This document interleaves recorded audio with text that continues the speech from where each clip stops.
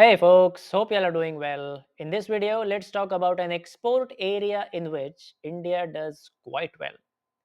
India may not pop up in your mind when you think of countries that are export powerhouses. For example, you buy anything in a shopping mall near you, it is highly likely to be made in China. China is an export powerhouse for manufactured goods. Countries in the Middle East or West Asia, like Saudi Arabia, UAE, Qatar, etc., are dominant crude oil exporters. Think of passenger aircraft. Airbus from the European Union and Boeing from the United States are the only two companies that dominate this market. They are the only game in town when it comes to passenger aircraft exports. So, is there anything in which India exhibits such a dominance in when it comes to exports? There is one such area. India does not lead in the said area, but considering the fact that India is still a developing nation, India's performance is nothing short of impressive. I'm talking about digitally delivered services. This is the data from 2023 indicating the value of digitally delivered services exports globally. Over $4 trillion worth of services were exported that year, and US was the leading exporter, followed by the UK and Ireland. India took the fourth spot with over $250 billion in services exports.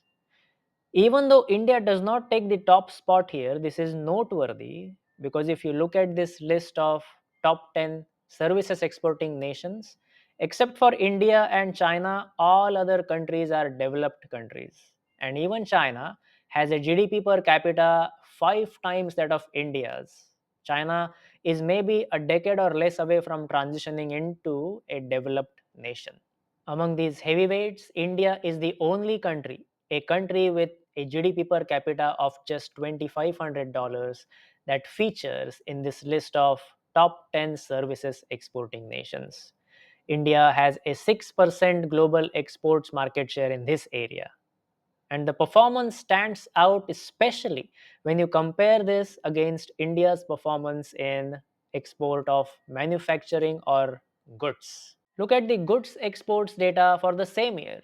That year, total manufactured items exported globally were around $24 trillion. China was the leading goods exporter, followed by the United States and Germany. Again, look at the top 10 goods exporting nations. Except for Mexico, all these countries are developed countries. And even Mexico has a GDP per capita that is 4 times that of India's. India exported a little over $400 billion in goods that year, capturing 1.8% of the market share. So, India does 3 times better in delivering digital services when compared with its goods exports. Now, in all this analysis, there's one caveat: it is difficult to measure global digital trade flows.